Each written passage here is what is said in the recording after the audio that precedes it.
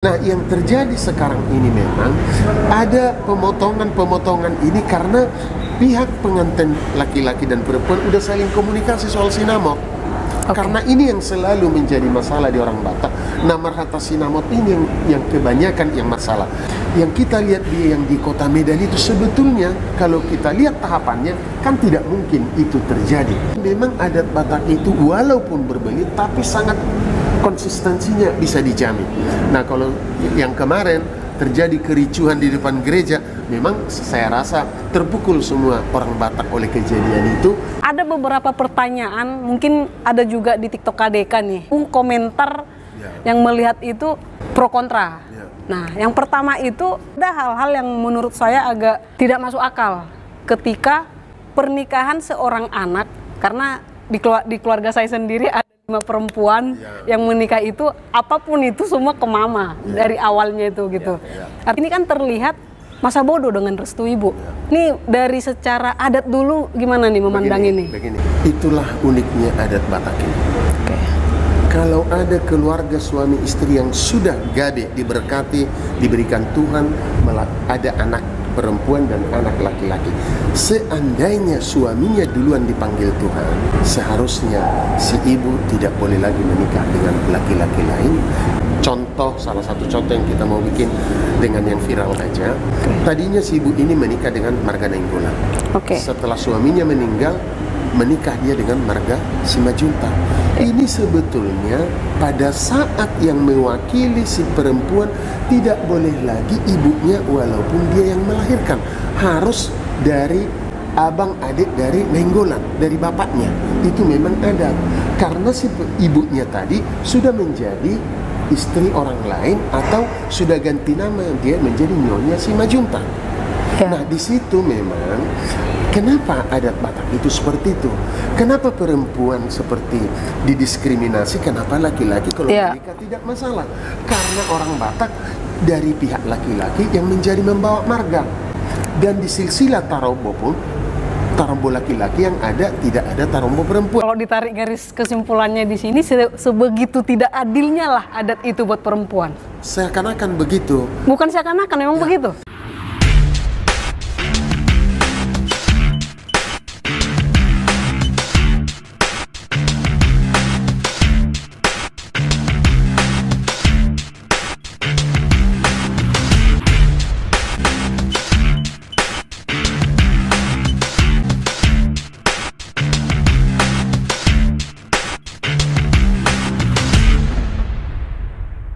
Selamat pagi teman-teman KDK Lover. Pagi ini kita coba melihat berita yang viral di mana-mana. Ini kayaknya viralnya tingkat nasional, walaupun kejadiannya di Medan, bahkan Sekepri pun tahu.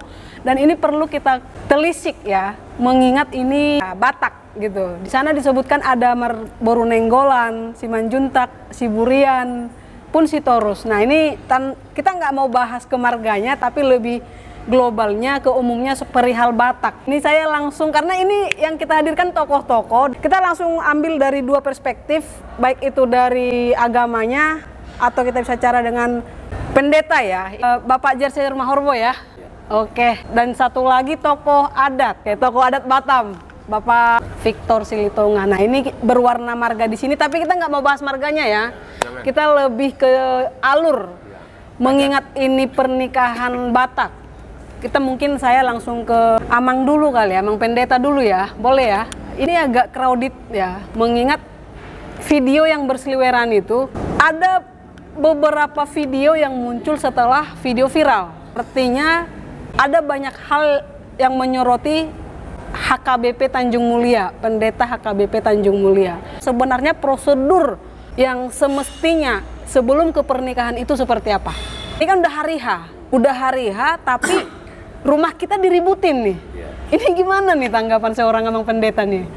Ya, dari saya menyoroti dari sisi prosedurnya ya. Prosedur di setiap gereja itu pasti ada. Walaupun agak ada perbedaan sedikit-sedikit, tetapi umumnya itu tidak berbeda. Bahwa pihak gereja atau pendeta di dalam hal untuk melaksanakan sebuah pernikahan sebenarnya itu sangat hati-hati. Kesangat hati-hatian itu berdasarkan kepada aturan dan peraturan tata gereja yang berlaku di gereja itu sendiri. Itu yang pertama. Lalu yang kedua adalah berdasarkan sisi teologisnya. Misalnya adalah seseorang yang mau nikah itu, bahwa kedua mempelai itu harus jelas status mereka. Apakah mereka itu status single, dalam arti belum pernah menikah, baik itu yang si perempuan, baik itu yang si lelaki. Itu clear, itu ditelusuri. Dan kemudian bahwa kami sebagai pihak gereja biasanya menerima sebuah acara pernikahan itu apabila sudah clear, selesai semua urusan kesepakatan antara dua belah pihak yang akan menikah. Antara lain adalah si wanita dari pihak keluarganya dan si lelaki dari pihak keluarganya. Sesudah itu dikelirkan selesai semua sesuai dengan adat yang berlaku, maka langkah berikutnya adalah diberitahukan untuk acara rencana pernikahan, pemberkatan nikah di gereja.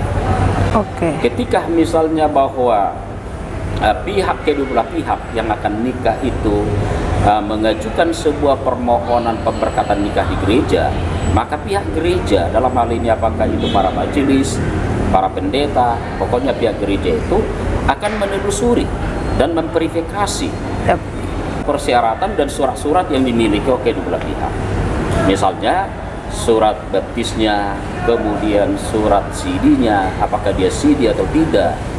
Nah, salah satu kalau misalnya itu belum, maka kita pihak gereja akan menganjurkan kepada mereka memenuhi itu. Apabila mereka tidak bisa memenuhi itu, maka salah satu itu akan menjadi kendala untuk melangkah mereka kepada jenjang pemberkatan nikah di gereja.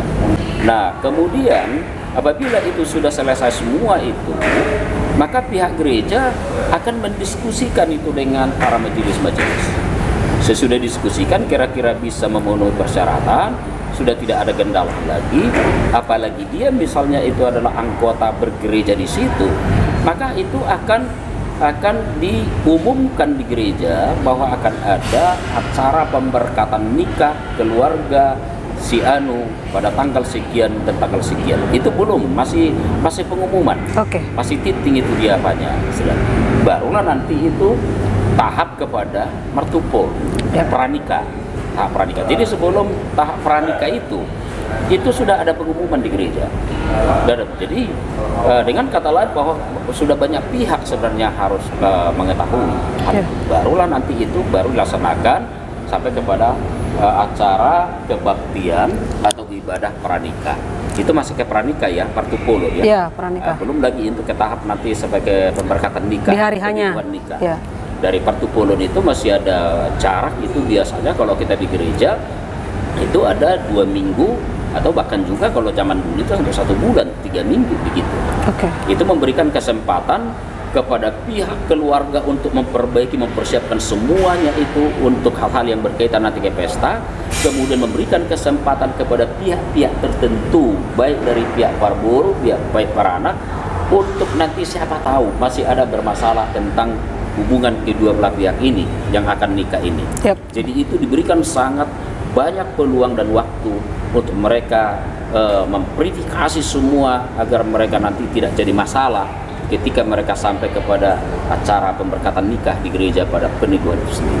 Nah, saya rasa sampai situ. Ini prosedur seyogianya. Itu prosedur yang minimalnya, masih ada lagi yang lebih ketatnya kalau perlu mau ingin yang ketat. Ini dari tata gereja dulu ya, dari tata gereja. Oke, kita skip di situ dulu, langsung ke arah adatnya. Dari gerejanya kita satu persatu ya. Dari gerejanya seperti yang disampaikan Amang Romarbo tadi, yang dari adatnya ya, karena sepengetahuan umum lah kita katakan, kalau di adat Batak itu kan dari mertupol ke hari H ini memang seminggu 2 minggu lah, tapi kadang kalau di kampung saya kalau dia perantau jadi kayak ada kompensasi 1 minggu begitu, kadang begitu.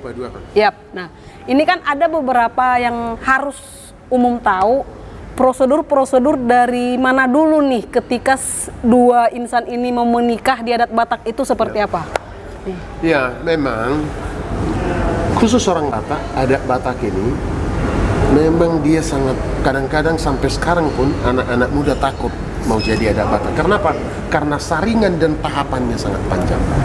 Yang pertama, apabila satu laki-laki dan perempuan saling menyinta, mereka baik si laki-laki akan ngasih tahu ke orang tuanya, si perempuan juga ngasih tahu ke orang tuanya. Urusan adat setelah si pengantin laki-laki perempuan memberitahu orang tua itu sudah menjadi tanggung jawab daripada urusan orang tua. Nggak terlibat lagi sebetulnya pengantin ini. Yang kita lihat memang yang viral kemarin itu, kok sampai terjadi seperti ini, kan itu yang menjadi tanda tanya di seluruh khalayak yang mau lihat, kok ada seorang anak tidak menghormati atau tidak menyayangi ibunya, kan begitu seakan-akan kita lihat. Tapi perlu kita kasih tahu, jauh-jauh sebelum itu terjadi sebetulnya ada beberapa seperti yang dibilang Pak Pendeta tadi, tahapan-tahapan di situ. Yang pertama ada namanya itu di adat Batak, tahap pertama itu marhusib, ada tahap keduanya lagi marhatasinamot, marpudus saud. Dari marpudus saud inilah baru tadi Pak Pendeta bilang itu diumumkan di gereja, di tikting bahasa itunya. Nah, yang terjadi sekarang ini memang ada pemotongan ini karena pihak pengantin laki-laki dan perempuan udah saling komunikasi soal sinamot. Karena ini yang selalu menjadi masalah di orang Batak. Nah, marhatasinamot ini yang kebanyakan yang masalah. Bisa marhatasinamot 2-3 kali karena tidak ketemu antara kemauan pihak perempuan dengan kemauan pihak laki-laki. Kalaupun itu terjadi dan sudah terjadi ketemu, ada namanya taruho jual mangalap jual, alap jual. Artinya pihak laki-laki yang menjadi tuan rumah atau mulahan amat, kalau dia bilang alap taruho jual pihak laki-laki, alap jual pihak perempuan. Nah, yang kita lihat yang di Kota Medan itu sebetulnya kalau kita lihat tahapannya kan tidak mungkin itu terjadi. Di pernikahan kan ada beberapa yang terlibat. Contoh dari pihak perempuan, ada tulang yang menikah, ada tulang hasuhuto, ada bona tulang. Banyak yang terlibat di situ sehingga memang adat Batak itu walaupun berbelit tapi sangat konsistensinya bisa dijamin. Nah, kalau yang kemarin terjadi kericuhan di depan gereja, memang saya rasa terpukul semua orang Batak oleh kejadian itu. Kenapa kok jadi bisa seperti itu? Begitu kira-kira. Itu sesuai yang semestinya ya. Ada beberapa pertanyaan, mungkin ada juga di TikTok KDK nih, komentar yang melihat itu pro kontra. Nah, yang pertama itu ada hal-hal yang menurut saya agak tidak masuk akal ketika pernikahan seorang anak, karena di keluarga saya sendiri ada 5 perempuan yang menikah itu apapun itu semua ke mama dari awalnya itu gitu. Ini kan terlihat masa bodoh dengan restu ibu. Ini dari secara adat dulu gimana nih memandang ini? Begini. Itulah uniknya adat Batak ini. Kalau ada keluarga suami istri yang sudah gabe, diberkati, diberikan Tuhan, ada anak perempuan dan anak laki-laki. Seandainya suaminya duluan dipanggil Tuhan, seharusnya si ibu tidak boleh lagi menikah dengan laki-laki lain, karena tanggal otomatis haknya terhadap anaknya atau tanggal haknya terhadap segala yang berhubungan dengan keluarga marga suaminya yang pertama. Contoh, salah satu contoh yang kita mau bikin dengan yang viral aja. Tadinya si ibu ini menikah dengan marga Nainggolan. Setelah suaminya meninggal, menikah dia dengan marga Simajunta. Ini sebetulnya pada saat yang mewakili si perempuan tidak boleh lagi ibunya walaupun dia yang melahirkan, harus dari abang adik dari Nainggolan, dari bapaknya. Itu memang ada, karena si ibunya tadi sudah menjadi istri orang lain atau sudah ganti nama, dia menjadi nyonya Simajunta. Nah, di situ memang kenapa adat Batak itu seperti itu? Kenapa perempuan seperti didiskriminasi? Kenapa laki-laki kalau menikah tidak masalah? Karena orang Batak dari pihak laki-laki yang menjadi membawa marga. Dan di silsilah tarombo pun, tarombo laki-laki yang ada, tidak ada tarombo perempuan. Contoh, kalau andaikan si ibu ini yang duluan meninggal, nggak ada masalah, karena bapaknya Nainggolan tetap mau nikah pun dia dapat anak dari istri manapun tetap marga Nainggolan. Tapi kalau istrinya yang kalau nggak salah Borutorus kalau Borutorus ini yang sudah menikah dengan orang lain, dia berganti nama dengan membawa nama suaminya yang baru. Yang baru. Itu Maria Simanjuntak. Kira-kira begitu.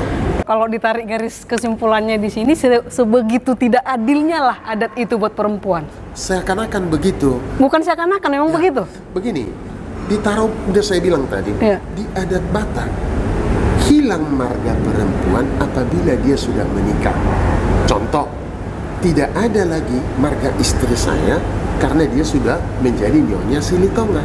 Yang dilahirkan semua adalah marga Silitonga, baik perempuan, baik laki-laki. Kalau andaikan dia menikah lagi, katakanlah memang seperti yang dibilang Pak Pendeta tadi, nggak salah lah karena memang pisah karena oleh maut. Tapi di orang Batak, kalau dia sudah gabe, punya anak, Iya. punya perempuan dan laki-laki, dari suaminya yang pertama sebetulnya dia tidak boleh meninggalkan Secara adat. secara adat. Apabila dia bukan boleh-boleh aja, asal dia tidak keberatan, tidak ada haknya lagi kepada anak yang ditinggalkan dengan suaminya yang terdahulu. Memang itu ketidakadilan yang tadi Iya. tapi Iya. itulah keunikan adat Batak. Jangan diperhalus keunikan dong, memang tidak adil. Nggak apa-apa.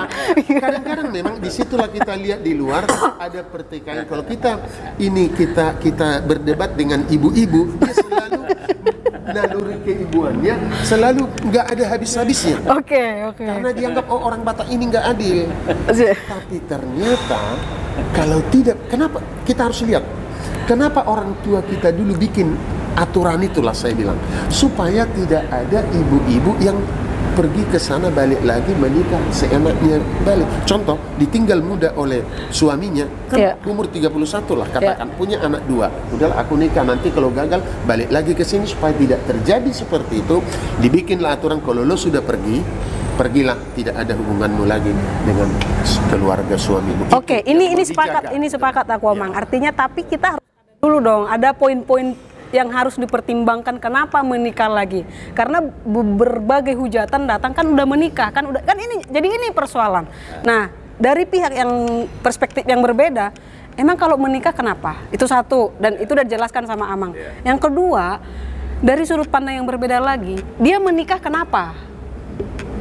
Toh suaminya masih hidup. Tapi dari klarifikasi anaknya, adik-adik kandungnya yang menikah, memang dari kecil udah ditinggal bapaknya ini gitu. Memang meninggalnya baru kemarin gitu. Tapi ditinggal dari rumah itu udah dari kecil gitu. Berarti ada something wrong juga dong sama si suaminya.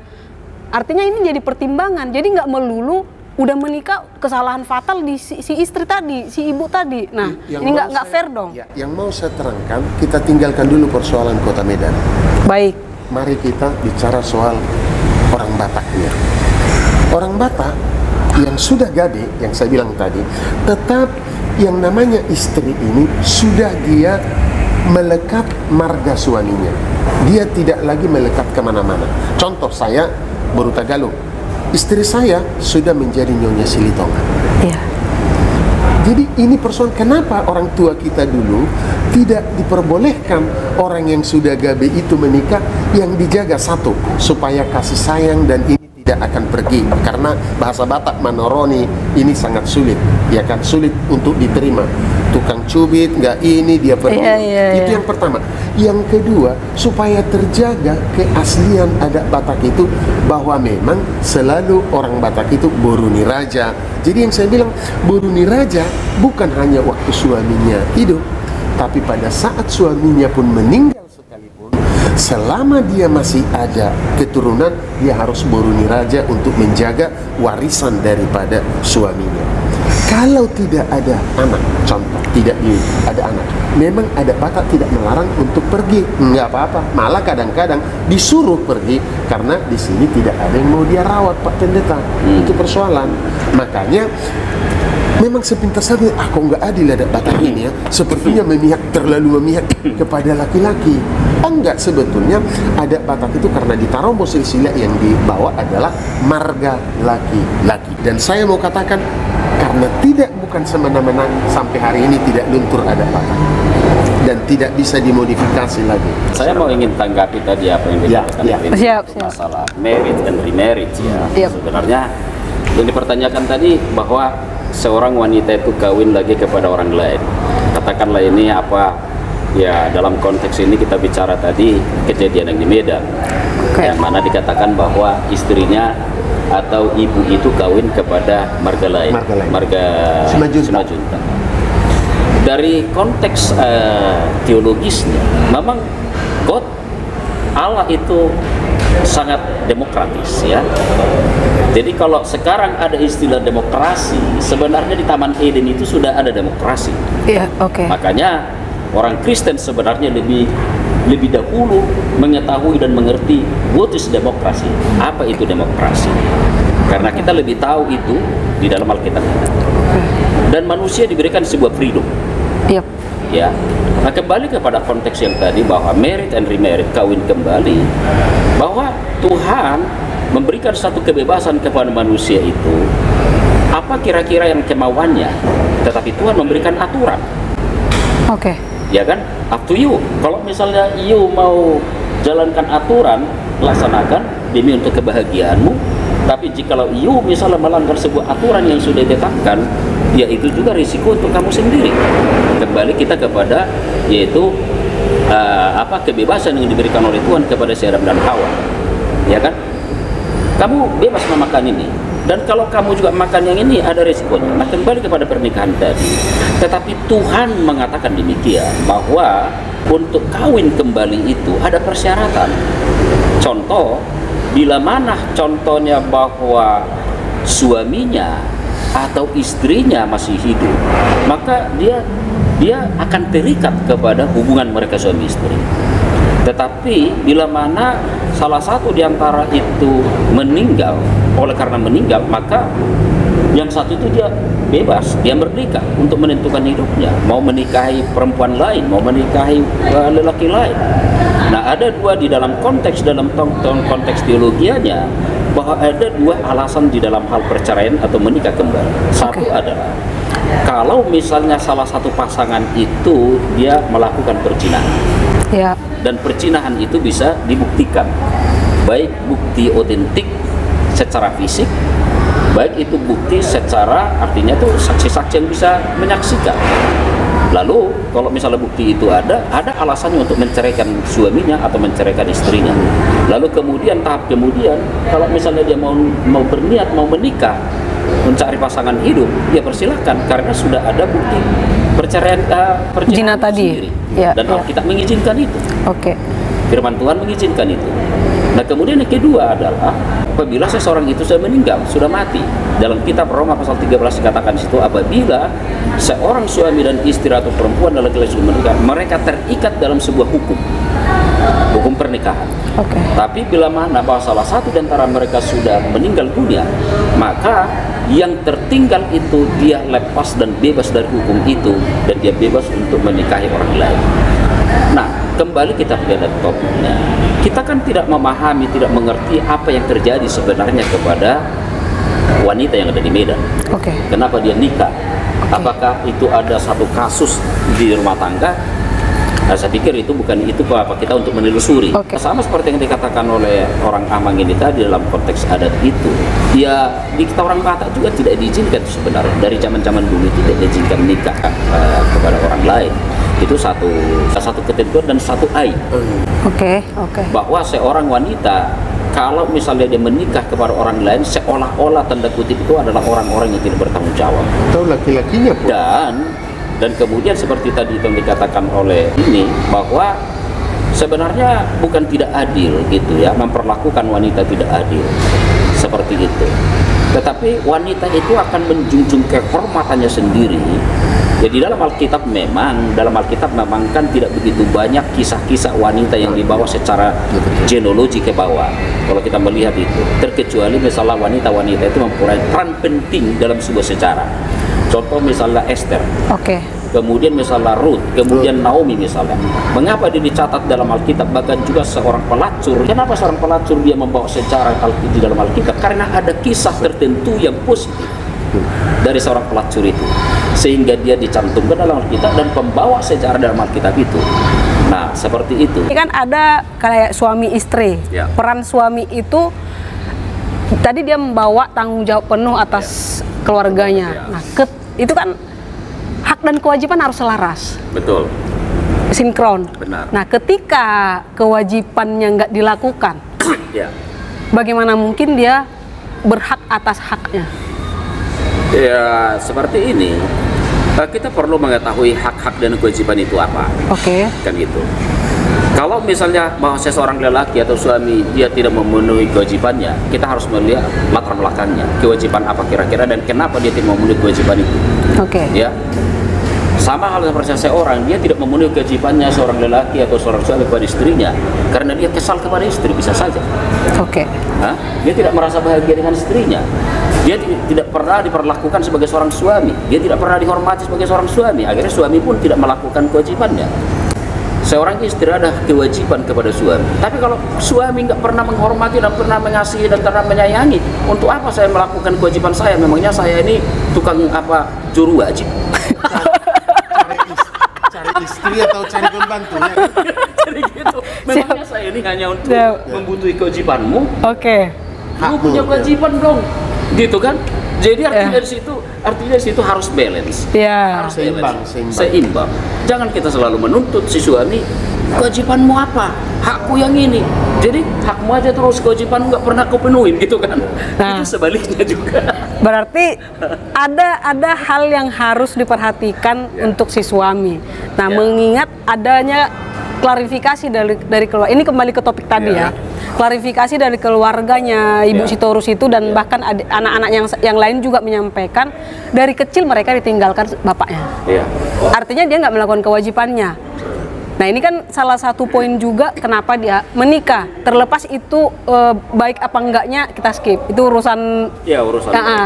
Nah, di sini kan jadi tidak lagi kita melihat sebelah gitu. Harusnya kan ini mungkin kita menyampaikan ke awam, ke umum ya. Artinya nggak ujuk-ujuk dia kan udah menikah. Kayaknya kan ini nyalahin si ibu 100% karena pernikahannya tanpa melihat suaminya yang pertama kemana emang. Bertanggung jawab nggak atas anak-anaknya dari kecil ini.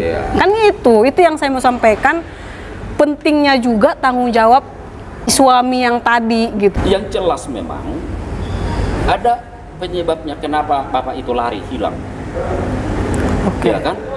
Apakah dia karena menghilangkan diri atau sengaja dia pergi menghilang? Dan kenapa dia menghilang? Ada satu peribahasa bilang tidak akan mungkin ada asap kalau tidak ada api. Kalau kita selalu bilang ma I love you ma, ma I love you ma, kejadian menghilang tidak akan ada. Amin. Tapi bisa kita lihat dong anaknya tinggal di mana. Kalau berbicara dari konteks yang Amang bilang ini berarti si istri yang nggak benar. Bukan. Contoh nih. Kita berasumsi. Gini, bisa saja bapak itu dia pergi hilang karena dia merasa di rumah itu bukan lagi seorang bapak atau seorang suami diperlakukan oleh istri. Tidak pernah makan, tidak pernah dia dikasih minum kopi contohnya. Bisa jadi ya. Bisa jadi. Atau misalnya masakan kurang enak sehingga dia jajan di luar. Bisa jadi. Sesudah dia jajan di luar ketahuan sama istrinya. Bisa jadi. Nah, jadi artinya di situ kita tidak mencoba untuk menelusuri penyebabnya. Tapi melihat kepada realitasnya. Nah, oleh karena itulah ini sebuah pelajaran juga kepada kita.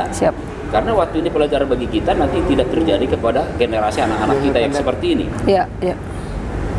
Dasarnya ini adalah ada persoalan dalam rumah tangga sehingga anak-anak berantakan. Termasuk kepada kejadian pernikahan yang tadi itu. Kenapa terjadi kerusuhan yang seperti itu? Disebabkan karena dalam rumah tangga nggak beres. Sudah ada. Itu pertama. Bahwa dalam rumah tangga itu nggak beres. Antara suami istri sudah nggak beres. Akhirnya kepada imbasnya kepada anak yang kawin tadi itu. Coba mereka kalau beres. Nah, kenapa nggak beres? Ya masing-masing mereka itu ya saling membenarkan diri, tetapi pasti ada egonya si lelaki mungkin atau egonya si perempuan tadi. Nah, oleh karena itulah kita nggak boleh ego di antara sama kita. Sekarang ini ya kan, walaupun kita susah misalnya covid ini biaya apa dan ekonomi kita lain sebagainya, jangan ego supaya tidak terjadi seperti ini. Sedikit ku tambahi sedikit. Mengingat tadi katakan dari berbagai kenapa tadi, tapi kan dengan mungkin begini mungkin nggak buat kopi atau seperti apa itu kemungkinan besar atau asumsi kita lah itu. Tapi kan jangan lupa dong dia punya anak yang harus tanggung jawabi dan si anak kan bersuara di sini di kejadian ini memang sepenuhnya ditanggung jawabi ibu. Katanya sih, tapi di viral itu saya dengar anak itu sekolahan diri sendiri. Ya itu kuliah, terus dari lahir sampai ke SMA gimana gitu loh. Kita kan berasumsi nih, cuman kita berbicara dari apa yang disampaikan keluarga ibu itu. Karena adiknya juga menyampaikan hal yang sama dengan seperti mamanya nih. Kita kan lagi mengupas lah ceritanya. Saya nambah sedikit. Memang kalau kita lihat dari situ dulu, memang seperti yang Pak Pendeta bilang tadi, memang ada di keluarga ini satu misteri. Misteri dalam arti kata, si pengantin perempuan ini bilang bahwa orang tuanya baru meninggal tanggal 14 Agustus 2021 yang lalu. Di videonya. Soal kebenaran. Tapi yang mau saya katakan adalah